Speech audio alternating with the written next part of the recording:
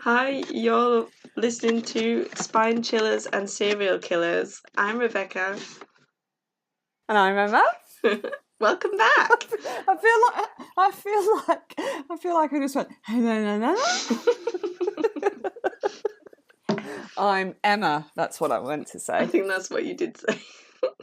I don't know. It just felt like I went.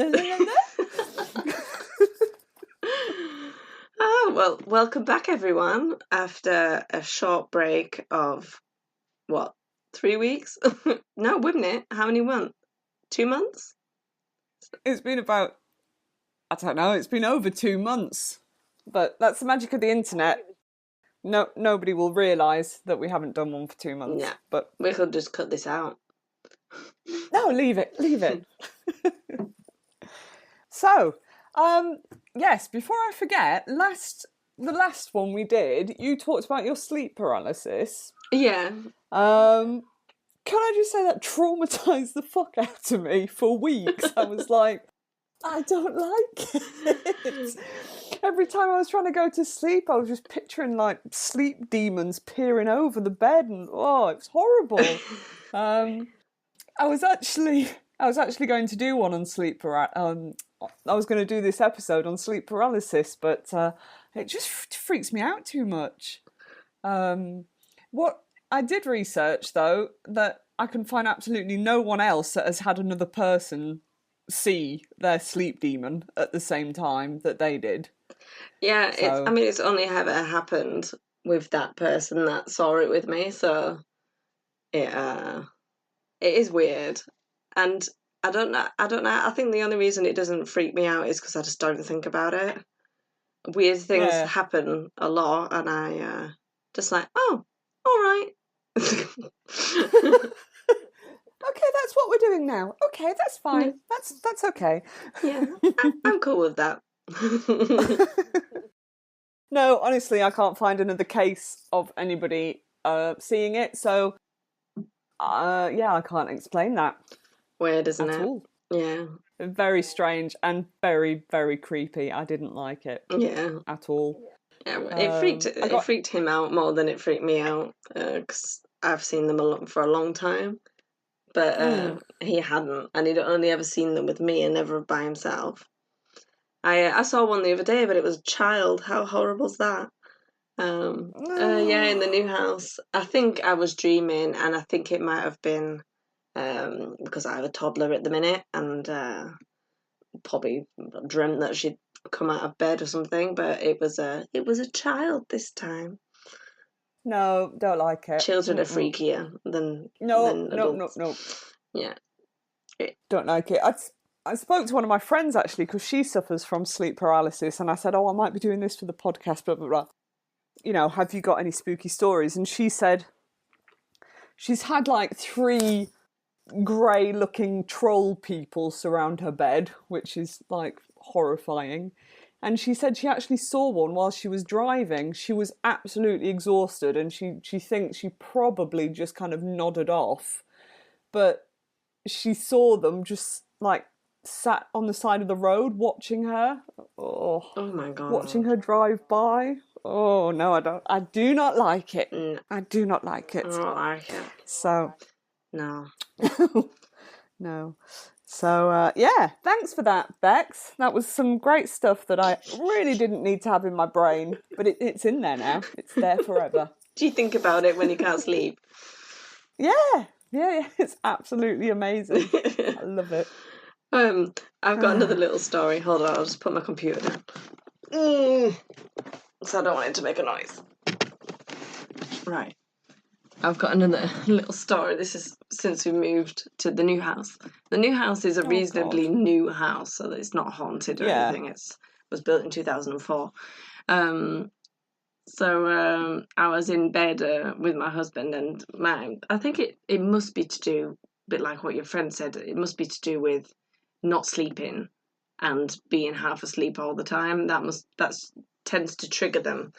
And my husband was on his phone, so the light on his phone was on. I was knackered, so I went to sleep. But I must have gone to sleep for less than half an hour, and woke up and saw one of these shadow people at the bottom of the bed. And apparently, I don't remember doing it, which is freakier. Apparently, I turned around to my husband and said, "Oh, you know when I told you about that, I see shadow people at night sometimes, and they sit at the end of the bed. Well, there's one at the bed right now, at the end of the bed right now." Oh God! Oh no! And apparently, his eyes went really big and was like, "What?" And I was like, "No, night then," and then turned around.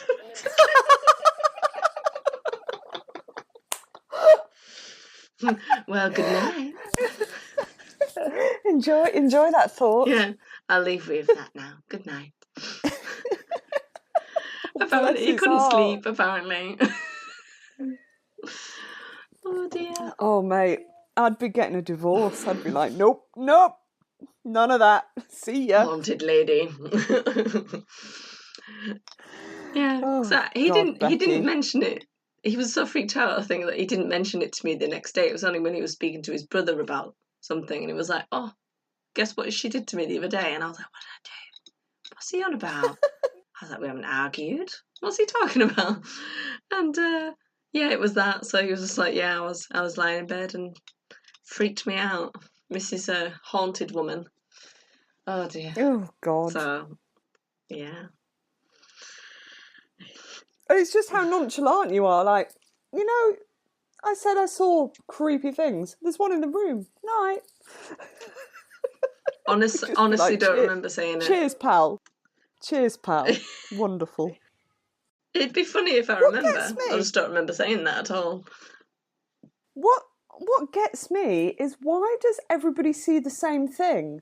Why is it always the same thing? Because when I was researching it, yeah, it's a sleep demon, and basically everybody sees pretty much the same thing. That makes no sense to me. Yeah. Why? Yeah, when I had a look on the internet about it, I was trying to find more information, and yeah, some of the pictures look exactly like what I see.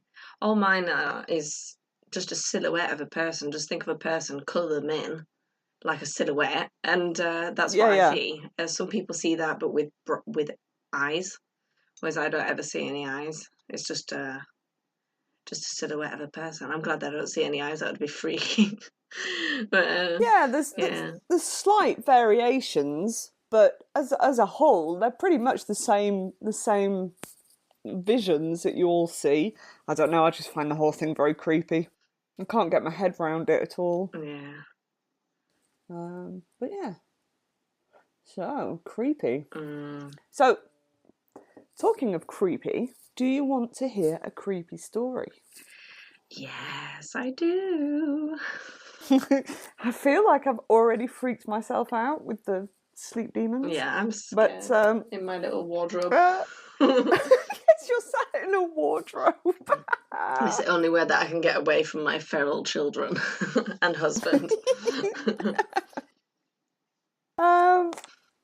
Okay, so I did this story because I thought actually it's going to be pretty funny. And I thought you'd appreciate. I thought you'd appreciate it because it is very strange but quite comical. But the more like I researched it and the more information I found about it, I was like, actually, this is quite terrifying. So yeah, I think you'll enjoy this one. Yeah, I'm looking forward to it. Are you ready? Yes. Okay, so I'm taking you to the early 1930s, and we're on the Isle of Man. That's part of the United Kingdom. I know where that is. Do you? I've never been there, but I know where it is. Yeah. I was going to say, have you been there? I've never been there either. No. So it's on the Isle of Man, and the Irving family, so we've got James, Margaret, and their daughter, Vorry, start experiencing strange things going on in their house, which, you know, quite a lot of my stories start like this, don't they? Yeah. Something strange is going on. I see a pattern here. So their house apparently was centuries old. It was a stone house known as Dawlish Cushen near the town of Dalby. So they started to hear really strange noises coming from behind the walls, tapping and scratching, and sometimes they could even hear like baby noises, like baby gurgling, and like baby speech. Oh, baby speech is probably the freakiest things that you can hear. When you hear a baby and you don't have one. Ooh. I know. Imagine that coming out from behind your wall. Oh, no thanks.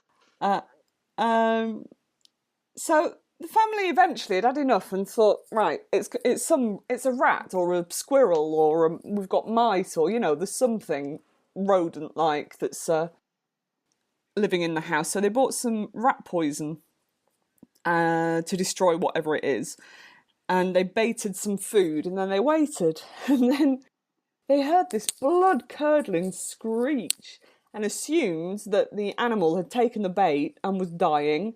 But this went on like all night, and when they checked for the to see if the food had gone or what, it hadn't been touched at all. So whatever the creature sharing their walls was, it seemed to be taking the piss out of them. Yeah, because it's like, I've made them think I've eaten this food, and I'm like, I'm dying. Yes. And it did it all night, and literally it was just screeching in pain. Apparently it sounded like a pig being murdered. That's a horrible sound. Yeah, and that's what they put up with all night. But it hadn't even touched the poison, so creepy. One day, Vori, so their teenage daughter, was sent out to snare rabbits for the Irving's dinner with her dog Mona. They had a sheepdog called Mona. That's a really good name. And yeah, Mona the vampire. Do you not remember that? Do you not? Do you know? Did you never watch Mona the Vampire? No? I can't say I've ever heard of it, no. All right, carry on then. We'll cut that out.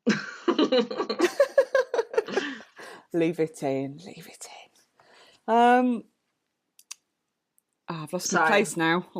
It's okay. It's my own fault for not putting spaces in between my paragraphs. So she's out snaring rabbits for dinner with her dog Mona, only to find that the job had already been done and there was a line of dead rabbits waiting for her, like a gift from a friendly ghost. Oh. The noises behind the walls began to sound more and more human. It had gone from tapping and scratching to barking, growling, spitting and blowing.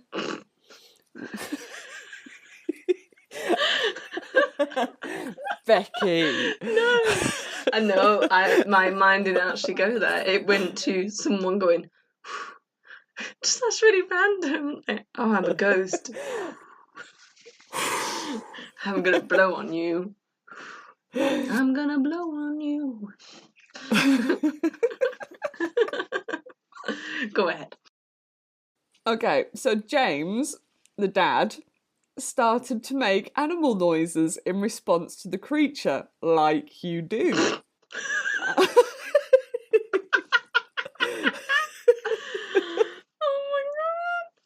my god. So he starts making noises to the creature, and it would reply by making the exact same noise. It was basically mimicking anything James was doing. So they soon realised that they were dealing with an extremely clever creature. And eventually all James would have to do was to actually name the animal to this thing, and it would respond by making the correct noise. So like James would go cat, and the weird thing living in the wall would go meow. Okay. And everybody's fine with this, nobody's moving out, nobody's calling any exorcists, it's all good. They're finding it really entertaining, which is weird. Just like got a little parrot living in the wall. So yeah, a parrot that makes like dying pig sounds all night. Anyway, nice. I've lost my spot. Okay, yeah, now it gets a little bit creepier when Sorry, that was a breathing, but it kind of came out as a snort. Oh, I don't like this.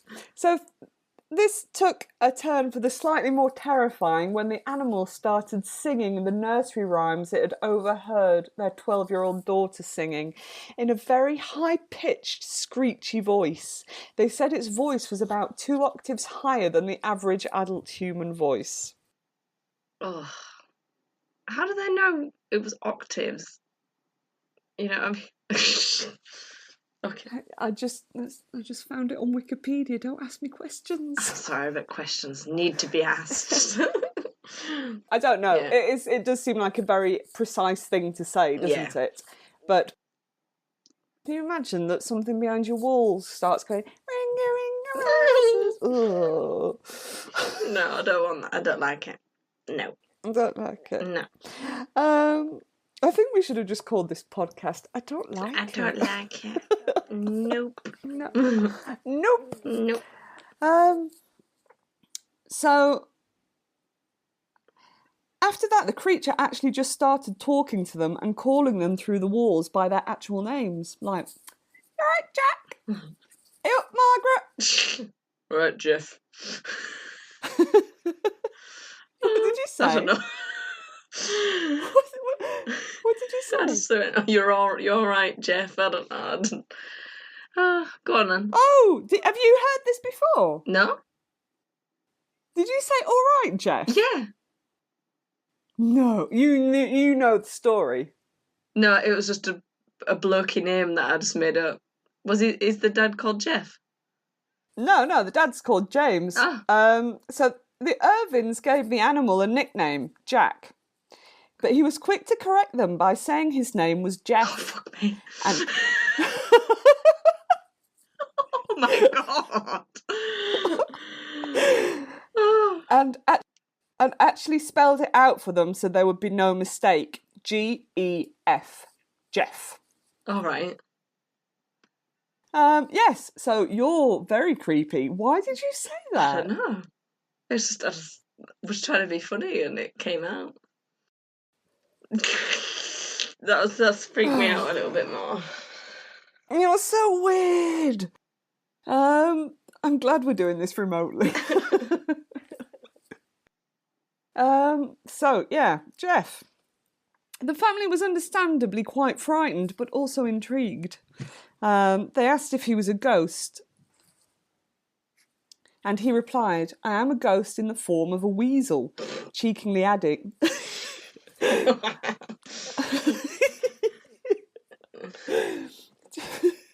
shall haunt you with weird noises and clanking chains. I am a freak. I have hands and I have feet, and if you ever saw me, you would be paralysed, petrified, mummified, turned into a pillar of salt. Another time, Jeff said he was an extra clever mongoose born in New Delhi in 1852. And another time, I am the 5th dimension, I am the 8th wonder of the world, and I can split the atom. So yeah. I really hope he sang that. I'm petrified. Oh, no, mummified. That would have been so much funnier. Yeah. Oh my God. So James, I know, it's so weird. This is just a really bizarre story. James Irvin was increasingly scared of Jeff, especially as he was more and more obsessed with their daughter, Vori. Jeff could be at times extremely badly behaved, and he'd thump around the walls, screeching profanities and threatening the family. He would follow Vori to school every day and would stay hidden in the bushes beside her, but many villagers heard the high screechy voice talking to Vori as she hurried to school. Ugh. Jeff would... I know. But no one saw anything? Also, just heard it? No. Yeah. Jeff would also throw stones and objects around the house and had many a time said his sanctum was in Vori's bedroom. His sanctum is like his little nest where he lives, basically. So yeah, his sanctum is in Vori's bedroom. So Margaret and James decided that it would be safer to move Vori into their own bedroom. And as they were dismantling her bed, Jeff was screaming at them, "I'll follow her wherever you move her." Oh, no thanks. This relationship kind of reminds me of a poltergeist, because when you hear poltergeist stories, quite often poltergeists attach themselves to teenage girls. Oh, I know, so it reminded me of that, like the what's that really famous haunting in not in Mayenne, in England? The one that The Conjuring did.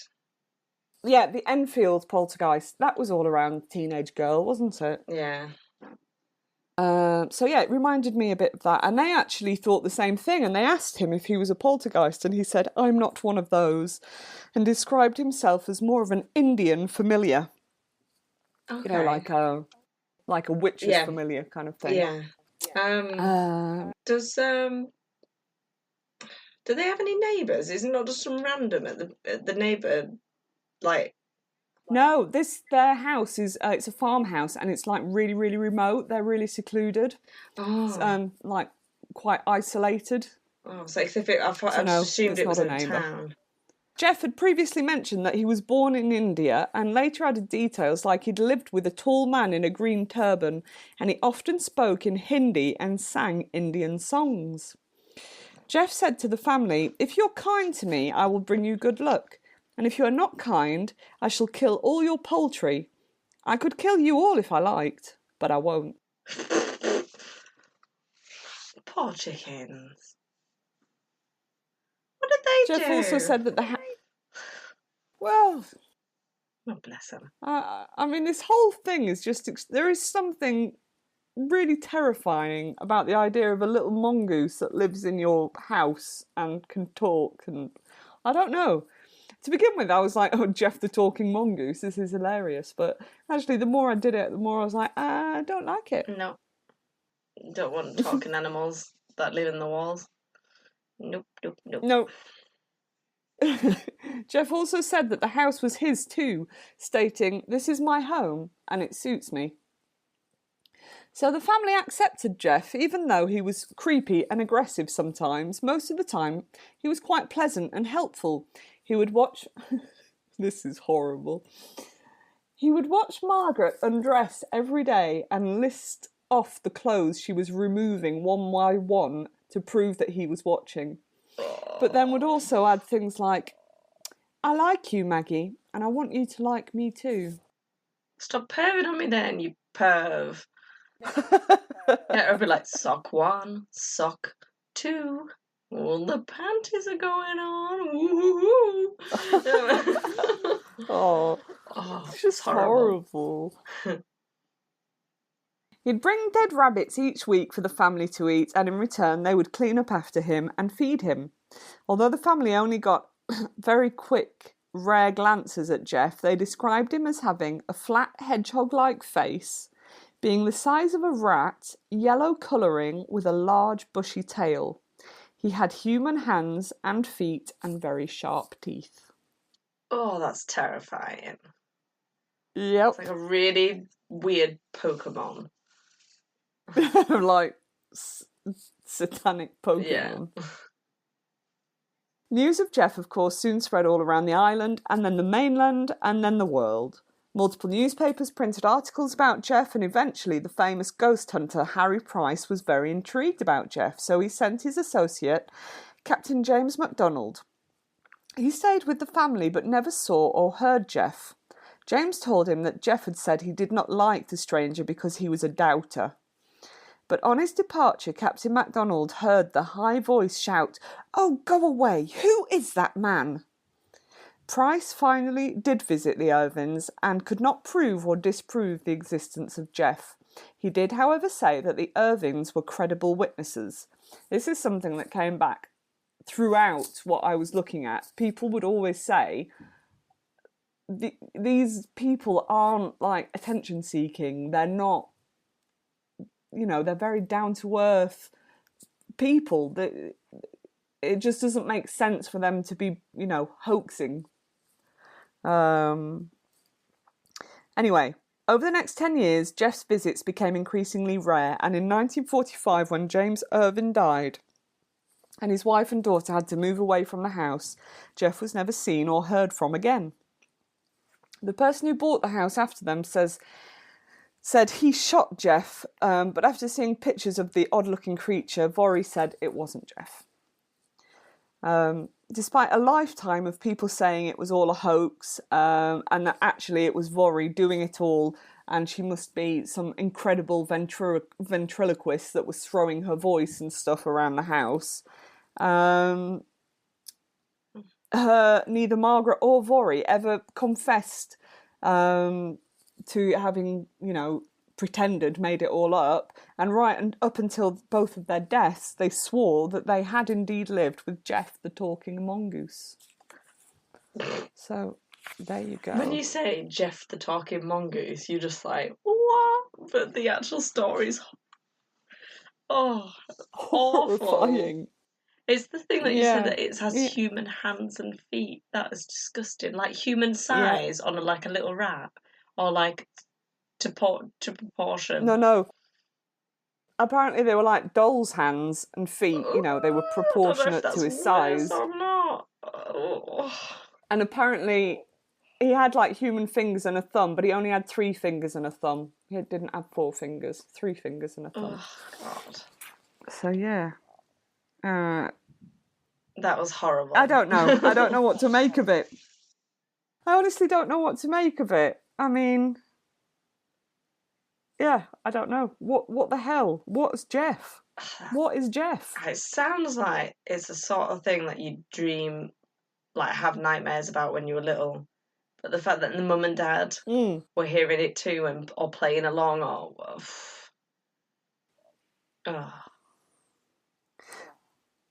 There's quite a few theories. Either it was Vorey and she's an incredible ventriloquist and she can throw her voice, and her parents just went along with it, which is odd, but okay, that's a possibility.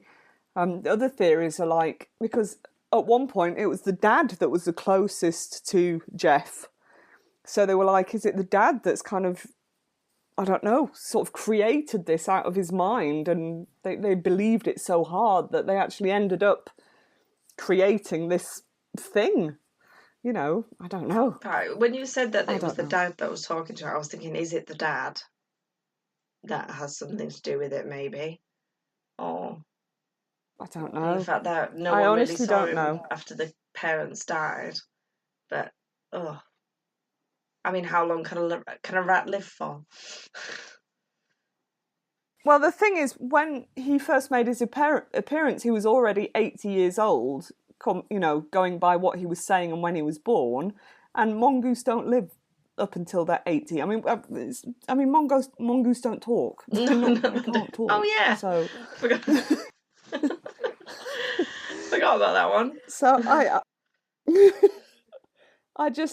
the whole thing is really, really bizarre. And I mean, I could have made it longer and gone on, but there was, like, Jeff apparently really liked to gossip, and he would go and travel round the villages and stuff and watch what people were doing and then report it back to the family. So the family knew all the local gossip because it was this little talking mongoose that was going and spying on everybody. Can you imagine that? Oh, that bastard down the road, he's cheating on his wife. Saw him yesterday.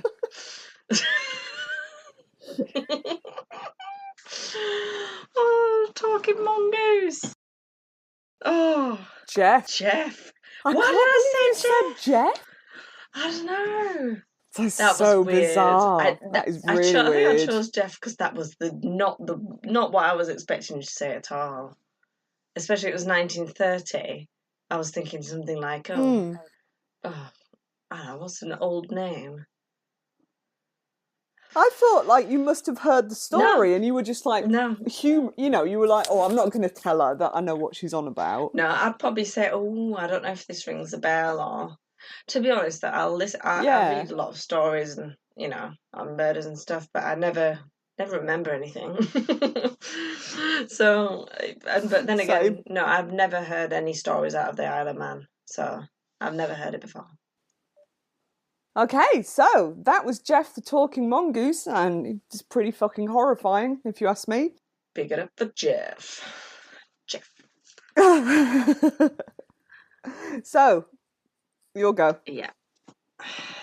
Right. I want to know what you're going to talk about. Right. I hope this goes well because my past 2 lunchtimes at work have been putting my notes together, and then when I came home tonight, I'd forgotten because I was doing it on my work's computer.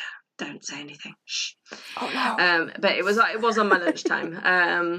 And I forgot to send the Word document to my email so that I had it on my computer at home. So, no. But anyway, I tried to sweep round basically get what I had in the first place. So unfortunately, a lot of this is from Wikipedia, but I did find a lot of the articles that I originally looked at and tried to remember what I'd written on the other one.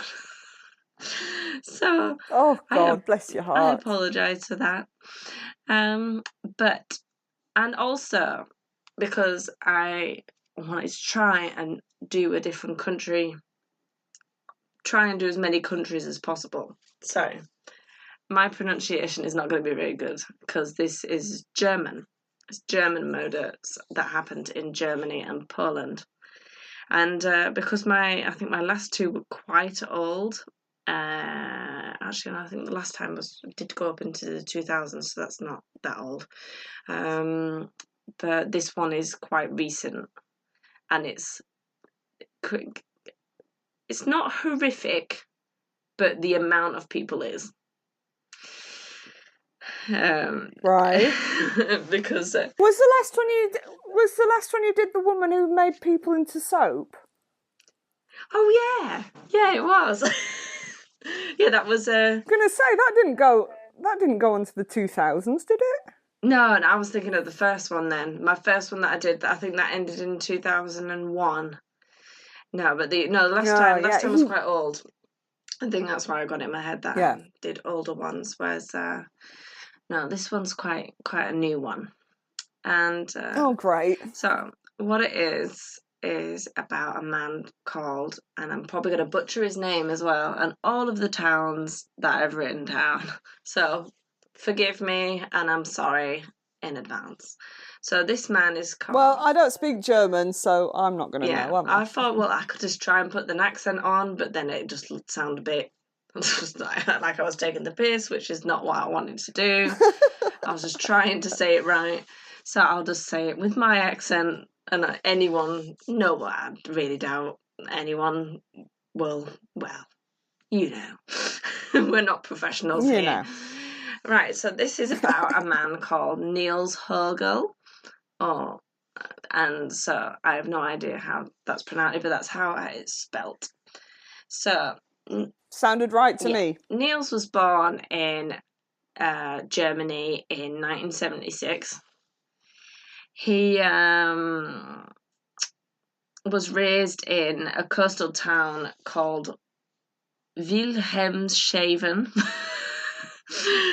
Wilhelmshaven, wherever that is, in West Germany. It's in West Germany. In West Germany, yes. So he was born and raised there. Apparently, he had a really protected, really sheltered and overprotected childhood. What that means, I don't know. But it says he was not exposed to violence or anything like that at home. He didn't have the awful upbringing, which is what we see a lot of in killers and serial killers. It's usually it doesn't start off well, whereas it doesn't seem to be the case with him. Both his grandmother and his father worked as nurses, and his mother was a paralegal, and he had an older sister as well. And like I said, just like a normal upbringing, happy, sheltered. Yeah. And he... no abuse, no bedwetting, nothing. Doesn't look like it. Whether they kept... I did see the word sheltered and protected a lot, so whether he was like a bit over-mummied, I don't know, bit of a mummy's boy, probably a bit overprotected by his parents, maybe they did absolutely everything for him, and he was the golden boy. I don't really know what that means. But that would turn you into a spoilt brat, not necessarily like a monster. No. So, because his grandmother and his dad were nurses, that's what he wanted to become as well. So, in the early 90s, that's when he was doing all of his training. And I'm not liking where this is going at all. So I'm saying, I've really been in Germany when I was looking for... there was lots of Nazi stories and everything like that, and I just thought, well, I just don't feel like going into that at the minute, any of them types of stories. So this was completely different to anything like that. No apparent racism or anything like that. What you think when you think of like a Nazi and everything like that. I just didn't want to do that kind of story. Maybe later, another time, but there was lots of those, and lots of war crimes, and they caught the guys when they were in their 80s and stuff, but maybe another time. They were interesting though. Maybe another time. Right, anyway, so in 1997 he became a nurse and started working in the Oldenburg Clinic. In 1999, that's when he started working there. He was stationed in the cardiac surgery and intensive care unit, Ward 211. In 2001, 2 years after he started working there, in 2001, all of the doctors and like the top doctors and the medical orderlies at the hospital held a meeting, which Högel as well attended. And it was to discuss the unusual spike in both resuscitations and deaths during the preceding months. Because what was happening is people were just randomly having heart attacks. I mean, they were in a clinic, in a cardiac unit, but this was way out of what the norm was. Yeah. And apparently 58% of these accidents were found to have occurred when Högel was on duty. So when Niels was on duty, 58% of this was happening. Apparently... You'd think he would have thought, somebody's probably going to pick up on this. Maybe I shouldn't do this. Yeah, and apparently he might have had some things to... this might have gotten to him, because apparently after this meeting he called in sick the next day and was off sick for 3 weeks. Keeping his head down. Maybe they'll forget about all the people I killed. Yeah, maybe loads of people will still die when I'm not there. Or maybe we don't know yet. Is he innocent? I don't know. Why would I be talking about him? I've got a feeling that he's not. Just putting that out there. Yep. I've got a feeling he's not. Right, so in the 3 weeks that he wasn't there, during that time, only 2 patients died, which was a huge, way fewer. Red flag! Yeah, big red flag, and just way fewer than the amount of people that were dying on average before his sick leave. Anyway, so when he came back, he started to be put under pressure by the ward's head physician. Högel was transferred to anesthesiology. That's a massive word. That is a big word, but you nailed it. You did nail it. Yeah. Go you. Ooh. So he was transferred there in 2001. And soon that ward, the head physician in that ward, became really suspicious of the amount of times that Högel was in emergency situations. It's just like they'd be fine, and then all of a sudden they were having a heart attack, and whoa, who was there? Högel was there to save the day. Or like, oh, look at me, I'm work really well under pressure, and Look at all these people I'm saving. Yes, people are dying, but Yeah. I'm saving so many people. I mean, I'm no investigator, but I think I've cracked this case. Yeah. It's not very discreet, I must admit. So he just wasn't, this head physician, again, was not happy with the amount of patients under Högel's care that were suddenly found to be having life-threatening conditions for inexplicable reasons. They were fine. Högel comes on shift, and all of a sudden they're having a heart attack, or all of a sudden there's all these problems. So this head physician said to him, basically, you need to resign. If you do, you'll get your full wages for another 3 months, or you can be transferred to the clinic's logistics unit, where you can just assist moving patients around. So it's just like a porter. Okay, so let me get this straight. They've definitely linked him to people dying. He's doing something. They've got He's bringing some. Yeah. He's bringing people back. Sometimes he's not. He's obviously trying to make himself look like some kind of hero, but killing people in the process, whatnot. So they know this, and yet nobody's actually said, you know what, you would just fuck off. I'm just firing this you. Second for well, that's what it's an unfortunate pattern that's just going to keep repeating itself. It's a stupid pattern. I'm just saying it. It's stupid. Call the police. Call the police. The police. And put him into jail. And then, And then we'll see how we go. I mean, save all them people's lives. I'm not a rocket scientist, but I'm going to say people wouldn't have died if somebody had just, thought, yeah, he's not a good guy. I want to see what police is in German. Polizei. How do we say that? No idea. Polizei. Apparently. Polizei. That sounds. That was better. Anyway. So basically they're being really like, look, I don't want to be a problem. I don't want to embarrass you, but we have noticed that, people keep dying around you, so maybe it'd be better if you could just go and do something else. Yeah. People... Okay, that's very diplomatic of them. Yeah. I think a lot of it was... I think the main reason was if that got out, then no one would want to go to their clinic. They'd go to a different clinic instead, so they'd lose money. So a lot of the times, pretty understandable. Hospitals and clinics and stuff, it's all about the money. So all about the money. We don't need no money. Yep, right. Anyway, so what happens next is, instead of him leaving or being transferred to being a porter in the clinic, he quits. Well, he gets transferred, or he quits and gets a new job. No, he gets transferred. He gets transferred to a new clinic in Delmenhorst. So this is in the December of 2002. So that's like the following year. So he gets transferred to the Delmenhorst clinic. Do they give them a heads up? Like, hi, this is, this other clinic. I can't remember what it was called.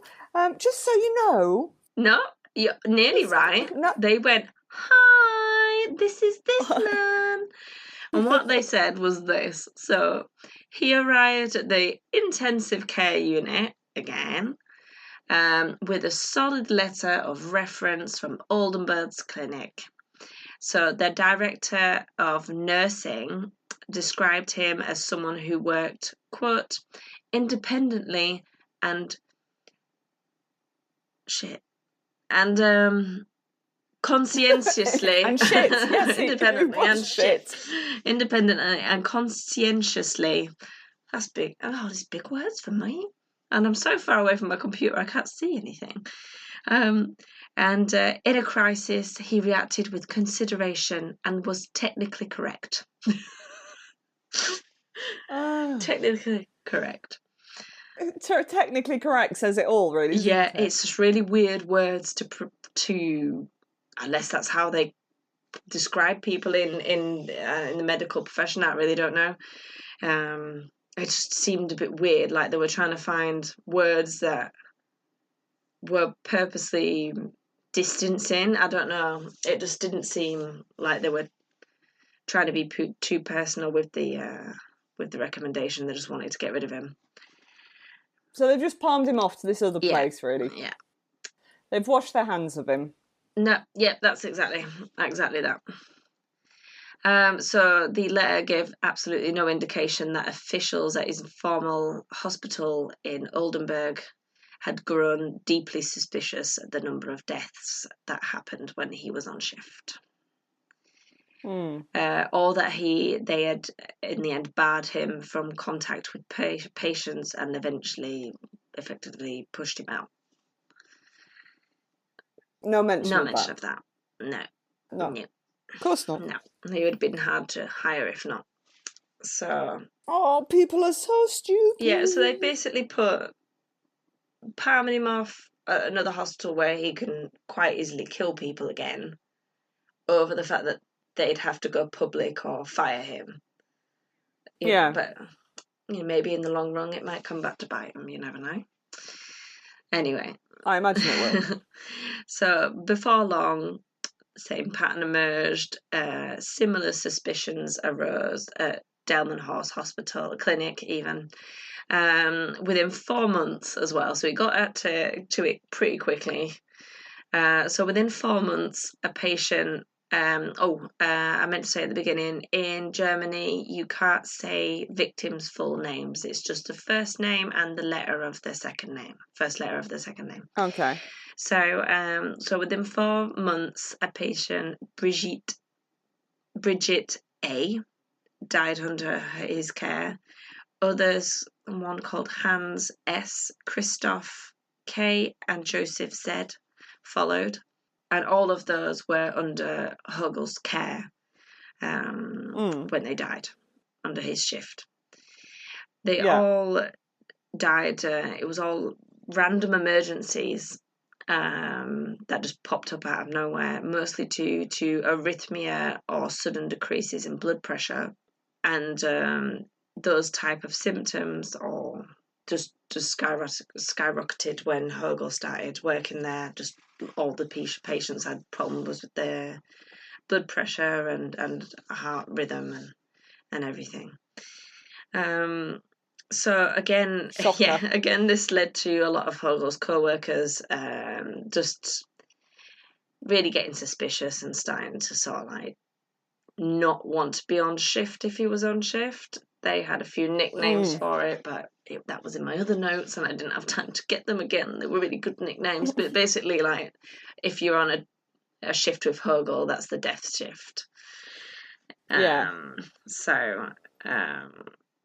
yet he's still working. Yeah, apparently when he first got there, he was really held in high regard until the suspicions began to arise. And then the superiors, again, allegedly anyway, did not act on any of the suspicions. Even when 4 empty vials of Giluritimal, God knows what that is, and then it says in brackets, Angemeline. So God knows what that is, but it's something to do with,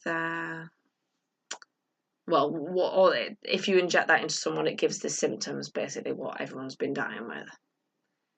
So 4 empty vials of that drug surfaced in Högel's ward, despite no doctor having prescribed that to as a medication to anyone on the ward at the time.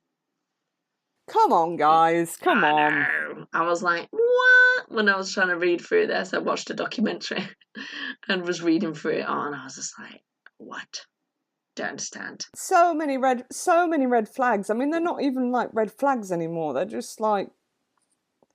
It's just like a massive arrow pointing to his face. Yes. Murderer. Yeah, murderer. Anyway, so... if you think of how many people are... So no... Go on. No police or anything? No police. No police. Just rumours going around and no one wanting to be friends with him because he's weird and everyone seems to die Kills when he's people. there, but no one wants to get involved. Oh, I'm not getting involved. And it just seems to be like that. Or people, the lower, his colleagues are going to the superiors and the superiors are not doing anything about it. So I think it's one of them things, if you're just not being listened to, what can you do in the end apart from catch him red-handed? So yeah, I mean, literally at this point, that's all that's left, isn't it?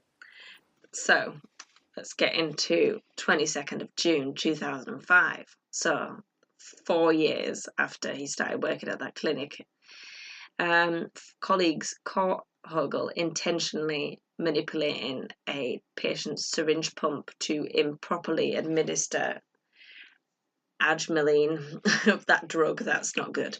Yeah. I should have looked up how to pronounce that.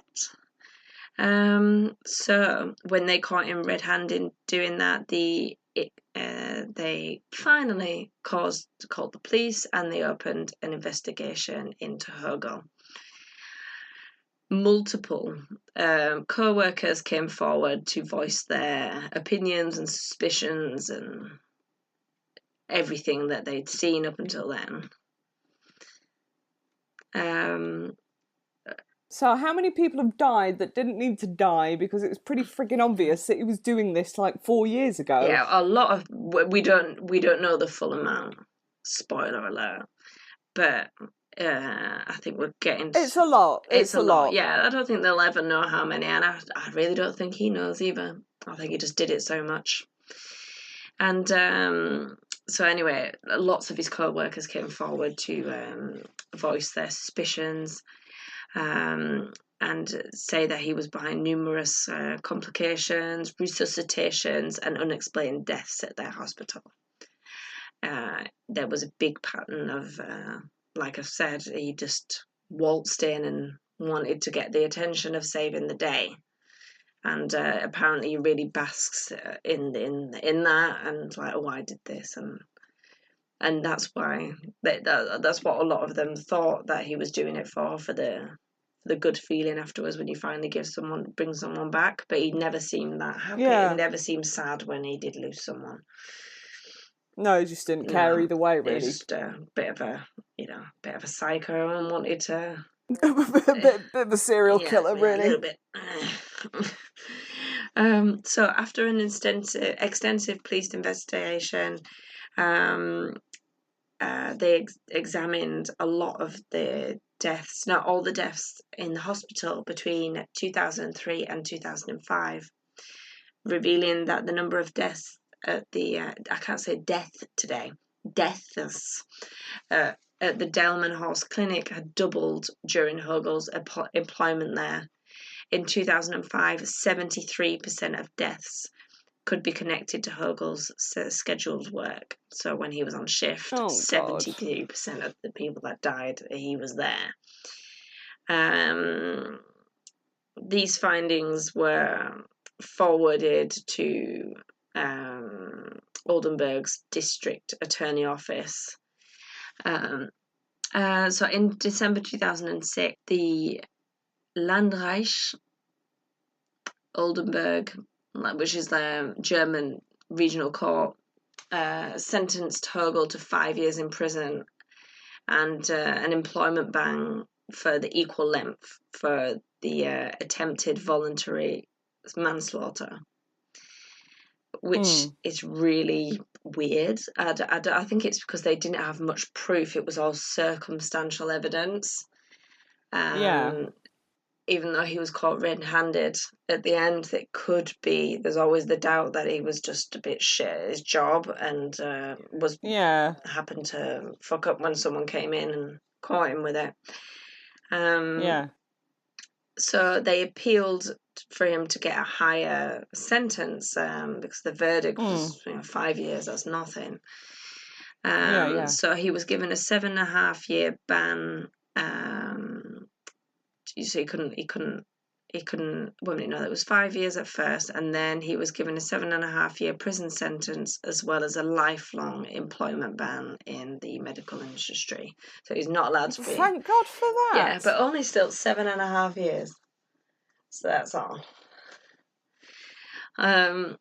Fast forward. The fact that they were considering still letting him be a nurse is just mind-boggling. Yeah. But at first, what they did the first time was, you know, that he tried to bring everyone back. They put that into it that he was trying to save people, even though he was the cause of it. He was causing them to need saving. Yeah, he still tried to bring them back, which is, I think, stupid because he put them in that position. Yeah. Multiple times, and so many people died. It's not like one person died and then he thought, "Oh, I better stop." He just didn't care. He just kept doing it and doing it and doing it. So fast forward to 2014, police weren't happy again with his sentence, and also new evidence came about, new deaths they had to go through, everything, and they managed to find over 200 suspicious deaths from 200. I mean, Jesus, that's huge. Yeah. So what happened is, because there was so many, what happened is a total of 134 bodies in Germany, Poland, and Turkey were exhumed and autopsied. And it took another 3 years for them to reevaluate the 200 cases and the bodies that were exhumed and everything. And apparently the bodies were distributed over 67 different cemeteries. So in many cases, the decomposition had progressed too far, so they couldn't do anything. 101 patients from Delmenhorst Hospital who died during Högel's shifts couldn't be autopsied because they had been cremated. So that 101 of them couldn't, so extra people couldn't be exhumed.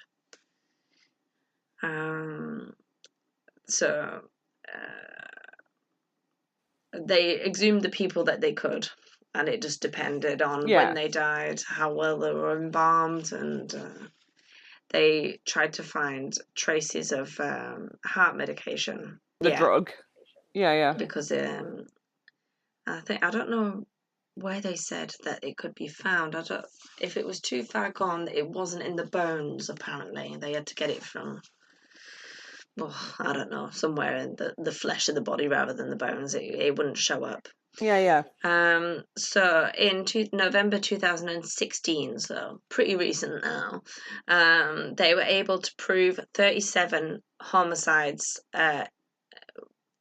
They were able to prove that 37 of the people that had been killed, that Högel was responsible for it. Yeah, because of that drug. But this was only between 2002 and 2005. So all of them 200 cases as well were only between 2002 and 2005, so 3 years. And he started working in 1997. He started being a nurse. So that's a long time. God, it's going to be hundreds, isn't it? Hundreds and hundreds. Yeah, I think so. And it could have been stopped. It could have been. Why? It could have been stopped at person 3. I don't know. I think one person died. I mean, it happens. Cardiac unit. I don't know. It just seems weird, especially if he was like, "I'll save her," and was like jumping in every time. Anyway, apparently sometimes he'd be in the hallway and like dive in, like, I don't know, Dr. House, and just like start doing everything and bringing people back. I don't know. He really thought he was in Grey's Anatomy or something like that. Oh God, love a bit of Grey's. Yeah. Love a bit of Grey's. Yeah, who doesn't? So, because of this, they managed to prove 37 homicides. The investigators say that they're only at the tip of the iceberg, that there's more to come. Oh, 100%. So, yeah, what they said was he was sentenced to, he did have a life sentence that he was already serving. So they couldn't find him innocent or guilty of further charges. And capital punishment is not a thing in Germany. They don't do that. And apparently the prior conviction had already entailed the maximum punishment of life without parole. So they couldn't do anything anyway. Yeah. So he apparently is in prison for life, but not without parole. He could get out. And Germany has... it just depends. I don't know what their prison system's like there, whether people get out or not, or how kind they are to prisoners and stuff, or whether it must be just case by case. But in 2017, they concluded that. So again, another year later, even though they couldn't do anything anymore, they're still trying to get to the bottom of how many people have been killed. They announced that over 90 patients, including the 6 that he'd already been convicted on, he was guilty of them. And apparently he didn't deny being responsible for them. He didn't? He did not on this time. He and in the end, the total number, it just seems to be going on forever and ever. I don't understand how it works, because I thought, double jeopardy, but whether it's all new, I suppose it's all new people. Another murder is another case, isn't it? So I got a bit confused earlier. I was like, but double jeopardy. I think it was the 4 hours of sleep I got last night that just broke my brain. So yeah, every time they were finding more evidence. So now the number is up to 106. And still some suspicious deaths are still under investigation. And the trial, there's another trial in 2018, 2019. So again, they were trying to accuse him of killing another 100 patients. There was 100, I think there was with them all together, 120. It's a bit confusing because I keep having different numbers, and I think every time they went to trial, it was a different number again. It was just getting higher and higher. So I don't know if it's 100 plus 120 plus 90, or whether they're just putting it up every time. I don't know. But in the end, it's a shitload of people. Yeah, out of the 100 murder charges, Högel eventually confessed to 43 on the day of the trial in 2018, 2019. Those trials, and he couldn't recall the other 52, so he denied his involvement in the 5 remaining deaths. So he admitted to 43, couldn't recall 52, and the 5 remaining he said that he didn't do.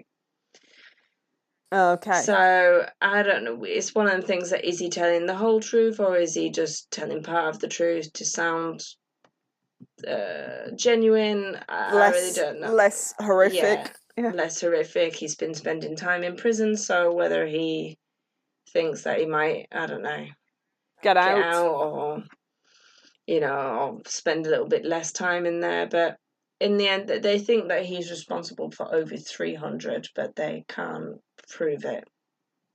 Yeah, they think that possibly might be horrible again.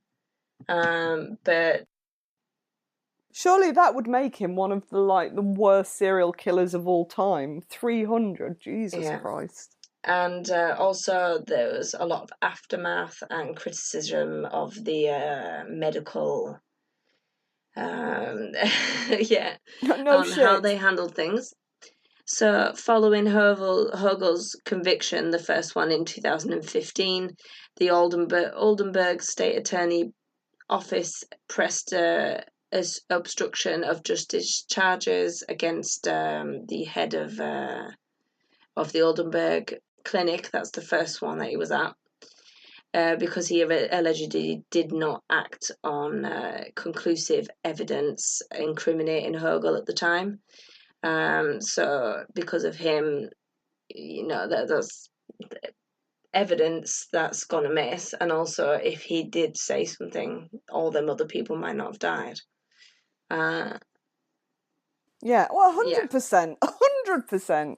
He's got blood on his hands. District Court dismissed the case. So that oh, do you know, it makes me lose faith in humanity. It really does. Yeah, it really does. I mean, I wasn't surprised when I read that bit.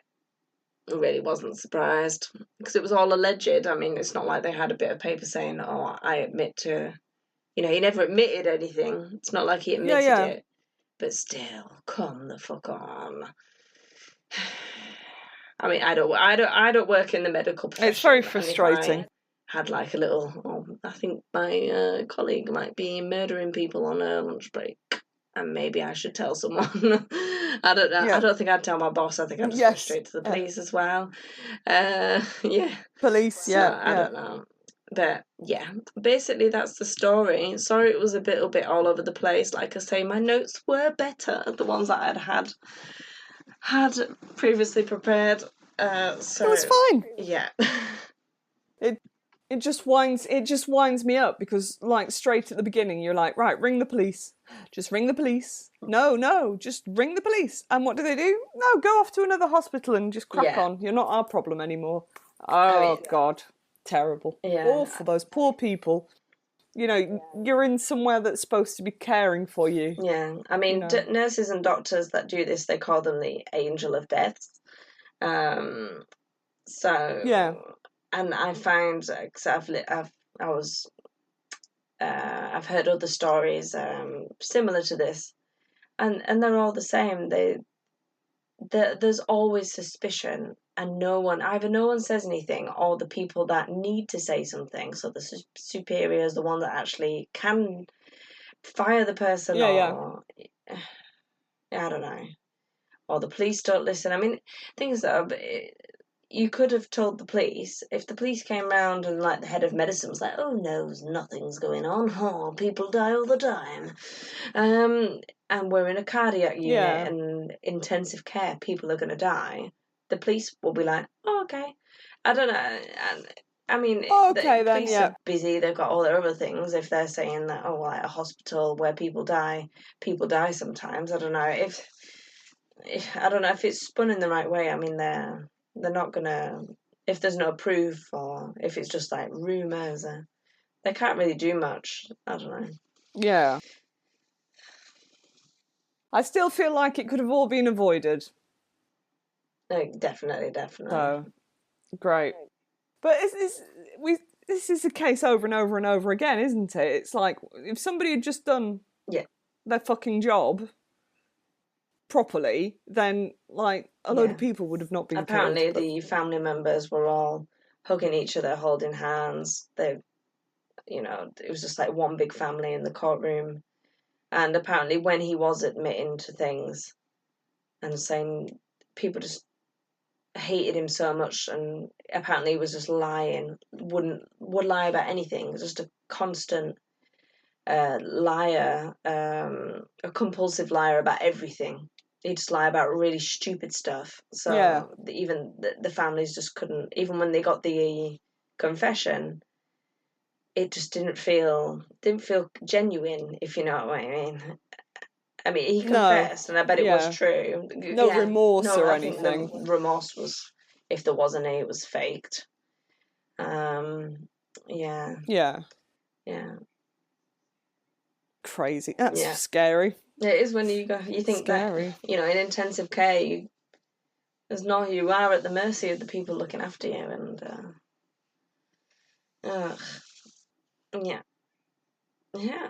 Right. Yeah. Another one down. Yeah. I feel like my spine was chilled, and we talked about people getting serial killed. I feel like we're in the theme. We're sticking to the theme. So, I would probably say if a mongoose starts talking to you, move out. And yeah, if one of your colleagues starts killing people, tell someone. the popo. Yeah. That's the lesson I have learned today. Tell the popo. If they needed to be learned, there's something wrong with you. You should know that already. Yeah. But no, I did like that story. I've never heard anything like that before. And it was fun. I did enjoy Gef the mongoose. I do kind of wish that he'd have called himself something else. I don't know, Matt the mongoose. You know, kind of Mallory. I think Jeff's got a good ring set. Yeah. All right. I could kill you if I wanted to. All night. We still haven't come up with some kind of quirky goodbye thing, have we? 3 months we probably would have come up with something. It'll eventually come. Well, yeah. Why don't, when this ever gets published, hopefully it will, people can maybe comment and say,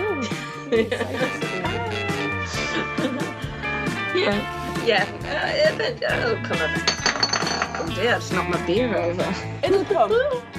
It was okay, it was empty. Oh, no. It's been empty for a while. All right. Yeah. All right then. Well, take care, everyone. and until next time. See you soon. See you soon. Bye. Till next time. Bye.